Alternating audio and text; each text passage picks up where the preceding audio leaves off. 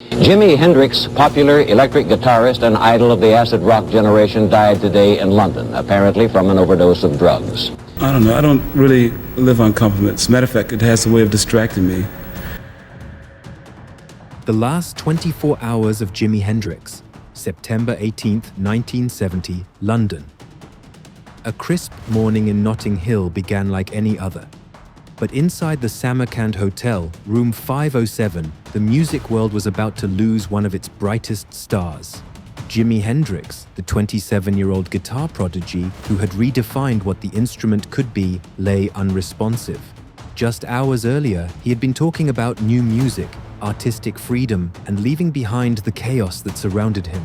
The news hit like an earthquake. Fans wept in the streets. Newspapers around the globe carried the headline, "Hendrix dead at 27." But the real story, what truly happened during those final 24 hours, remains murky. Born Johnny Allen Hendrix on November 27, 1942 in Seattle, Washington, Jimi grew up in a turbulent household. His father, Al Hendrix, was a former soldier battling alcoholism. His mother, Lucille, was largely absent. By age 15, Jimi had endured more loss and loneliness than most people face in a lifetime. But amid the chaos, he found solace in music. After seeing Elvis Presley perform in 1957, young Hendrix picked up a broomstick and mimicked playing guitar. Soon after, Al bought him a second-hand acoustic guitar for $5. It was the beginning of a seismic journey. Jimi's early musical influences range from Muddy Waters and B.B. King to Little Richard. He honed his skills playing in local bands, eventually joining the Isley Brothers and touring with Little Richard. But it wasn't until 1966, when Chas Chandler, bassist of the Animals, discovered Hendrix in a New York club, that his path to global stardom took shape. Chandler brought him to London, where he formed the Jimi Hendrix Experience with Noel Redding and Mitch Mitchell. British audiences were spellbound. By 1967, he had released Are You Experienced?, an album that would forever alter rock music. Purple Haze, Foxy Lady, and Hey Joe weren't just hits, they were revolutionary. Hendrix's left-handed self-taught technique transformed the electric guitar into an instrument of infinite emotion. He used effects like the wah-wah pedal, feedback, and distortion like no one before him. In 1968, his album Electric Ladyland reached #1 on the US charts, showcasing tracks like All Along the Watchtower and Voodoo Child, Slight Return. Hendrix's performance at the Monterey Pop Festival in 1967 and Woodstock in 1969, especially his rendition of the Star-Spangled Banner, cemented his place in music history. By 1970, Hendrix was one of the highest-paid performers in the world, playing sold-out shows and headlining massive festivals like the Isle of Wight. In 1970, Hendrix delivered what many consider his most important musical evolution, the Band of Gypsies. With Buddy Miles and Billy Cox, he explored funk-infused psychedelia that reflected both his heritage and vision. Their live album, recorded at the Fillmore East, showcased a more mature, introspective Hendrix. He was also developing his own recording studio, Electric Lady Studios in New York, where he recorded tracks like Freedom and Angel, pointing to a new artistic direction. Despite his success, Hendrix was deeply conflicted. He felt trapped in a persona created by media and management, guitar-smashing, amp-burning theatrics that overshadowed the music he truly wanted to make. Hendrix's romantic life was equally complicated. He had affairs with numerous women, but never settled into a lasting relationship. In 1969, he met Monika Dannemann, a German figure skater and aspiring painter, after a concert in Düsseldorf.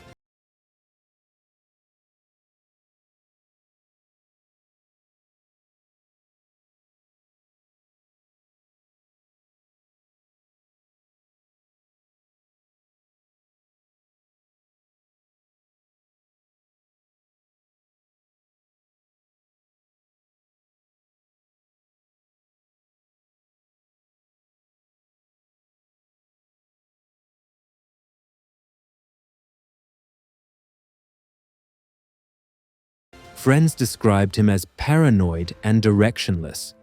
On August 24th, ex-girlfriend Kathy Etchingham found him acting irrationally. He had thrown 2 naked women out of a sweltering hotel room while complaining of chills and demanding more heat.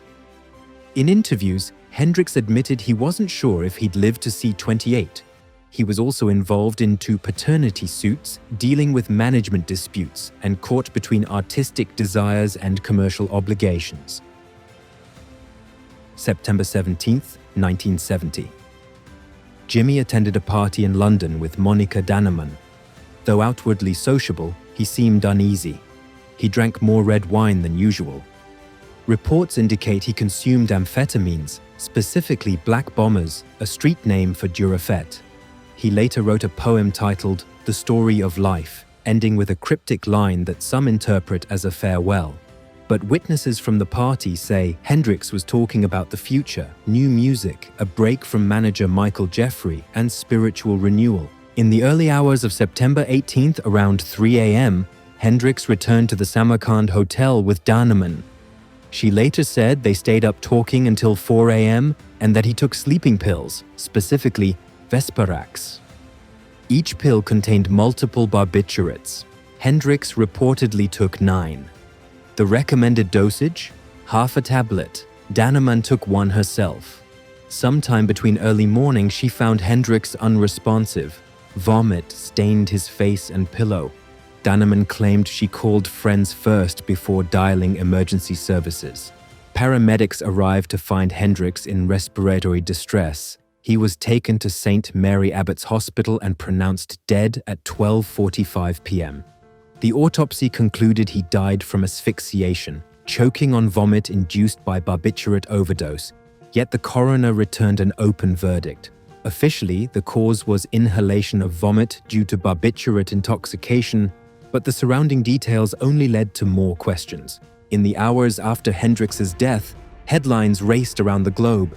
Devastated fans gathered outside the hospital. Radio stations played his music non-stop. The world mourned not just the loss of a musician, but of a voice that had captured the chaos and hope of an era. Tributes poured in from contemporaries. Pete Townshend called him a magician. Eric Clapton was speechless. Toxicology revealed quinylbarbitone, found in Vesparax in Hendrix's system. Blood levels measured 0.7 mg%, and liver concentration reached 3.9 mg%, both high enough to be lethal. Alcohol was present in low amounts, 46 mg per 100 milliliters in urine and just 5 mg per 100 milliliters in blood. Amphetamines were also detected.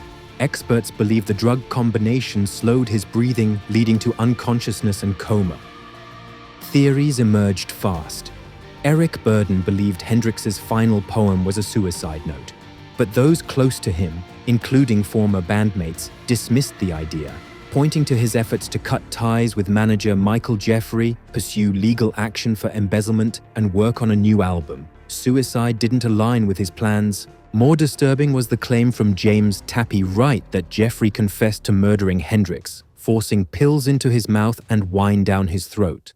Jeffrey died in a 1973 plane crash, taking the truth with him.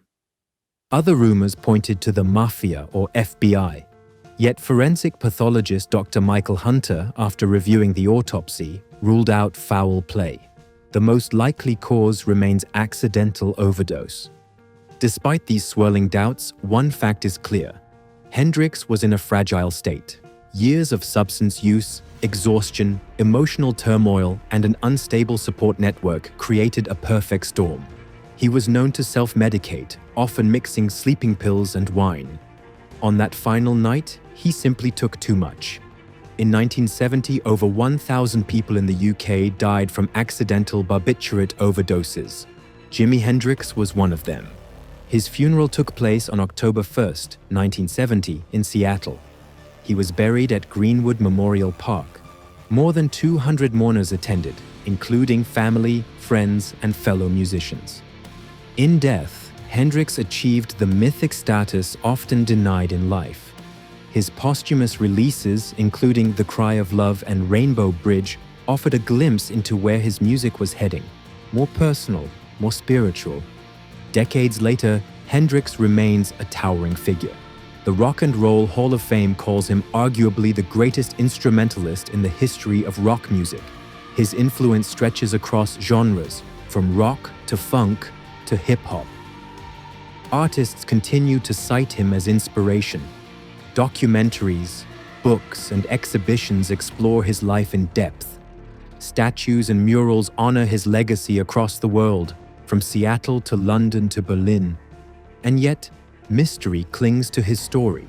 The blurred memories, conflicting accounts, and conspiracies keep the questions alive.